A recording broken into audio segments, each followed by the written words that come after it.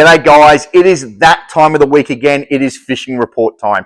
Now, before we get into what's going to happen this weekend, make sure you jump online to our YouTube channel and subscribe. We're going to load up these reports each week early on there, and if you're subscribed, you're going to get notified that it's ready to view, all right guys? So that's the best way to get the intel early as possible to plan your weekend.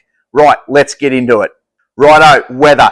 As predicted last week, we have some really nice little windows of opportunity to get offshore and fish, and the guys that took advantage of that absolutely nailed the snapper. There was some really good fish caught. The charters got out. It was a great little weather window. It was also really good on the beach too, guys. Now, this coming weekend, it looks like we're going to have a little bit of a mixture of light variable winds and small seas. So, yes, it is offshore time. It's also going to make the beach fish very well because there is going to be a little bit of northwesterly wind early in the piece just before the weekend. And we all know the northwester up this neck of the woods brings all those fish like tailor and bait close to shore. Now, Tiaro Beach this weekend, guys, is going to be a really good traveling beach. Now, there has been some really nice fish caught there in the last few days. This weekend, it's only going to improve as we lead up to the new moon, all right? Species such as whiting are not only going to grow in quantity, they're actually going to get better in quality as well, all right? So early in the week, a few days back to now, we had Gary Howard come up and drop some rods and stock to our store. He grabbed a few sneaky beachworms and he went down and worked his way, gutter hopped down Tiaro Beach on his way home, and he ended up with a really nice feed of whiting. Now, he did say at that time the fish were a little bit tricky to find and locate, but when he did, they were there in good numbers and he got a really nice feed.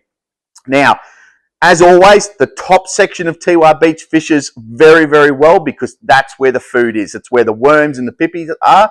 I would also recommend traveling around over the leisure track and checking out the lagoon area. Now, there's been some really good flathead in that lagoon as of late, and there's some really nice banks and drop-offs in it. So that could be a great place to flick some plastics and have a little bit of a prospect in there for a flathead or a whiting on the flats. Moving up to Inskip Point. Inskip Point has been fishing very well. Tuna, lots of people ticked the tuna box last week after our last fishing report. There's also been reports of a few more Spanish mackerel. One was up to 27 kilos, guys, caught off Inskip land-based, all right? So very much worth a look if you want to chase a bit of land-based big fish up there. Inskip has been going off.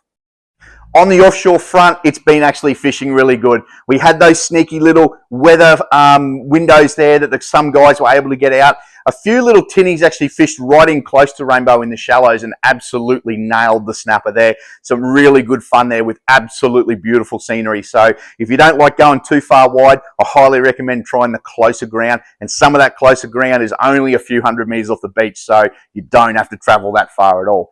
The bar's been pretty good, guys, and it will be this coming weekend. However, always use caution when you're crossing the bar, all right? If you're new to it, come in and see us. We always recommend that you cross the Wide Bay Bar as close as you can to high tide. Now, that will be in the mornings because, as always, on a moon or leading up to a moon, you have a low tide around lunchtime. So it's a really good time to fish, guys, and the new moon normally gets those offshore species biting.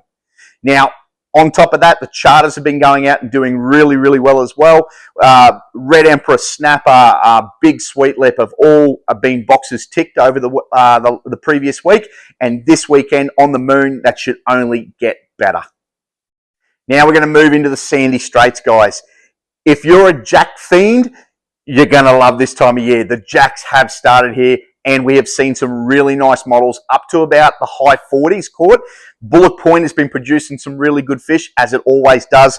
Carlo Point's not far off starting, okay, guys? So I recommend probably if it warms up a little bit this weekend with a little bit of northerlies and light variables, definitely worth a look on lures and baits for mangrove jack.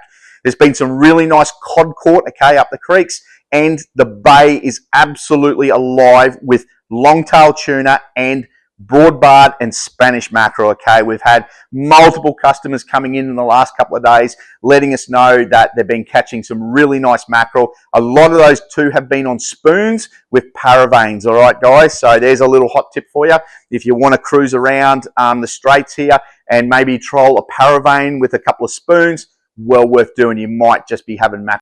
If you're itching to get up to Fraser Island, guys, this weekend is going to be a really, really good time to go. We've got good tides to travel on and there is plenty of fish. Now, the tala are still thick on the island and it doesn't look like it's going to slow down anytime soon. Hotspots have been around Cathedrals, the Maheno and Dunderborough. However, we have had some really good reports of some large fish up near Indian Head. All right, and for that matter, down south around Puyungan and Eurong. All right, so there's a couple of tips for you in terms of what they're catching them on. Pilchards, flesh baits, metal lures in the 40 to 60 grams have been working a treat. Now, there's also been some really good reports of flathead on the western side at Watumba. That's been going really well on plastics. There's also been some Spanish on the eastern beach. And some, what else did we have? We had Spanish and some couple of good GTs as well caught. So there's lots to do on Fraser if you're going. It will be a little bit busy with the school holidays starting, so make sure you leave a little bit earlier on those tides, but the fish have been going off on the... Now, if you're traveling up from the sunny coast or Brisbane or anywhere south of us for that matter, the beach is really, really nice to travel at the moment. This weekend, it's only going to get better as we get closer to the moon. And as always, and like said before, we have a low tide around lunchtime anytime we have a moon. So it's a really good time to travel and the beach is nice and flat, guys. Freshwater track, as always, if you have to go that way because of the tide, it is a little bit bumpy, but I say that's always directly relative to the speed you travel it. If you take your time, let your tyres down, it's actually not a bad drive.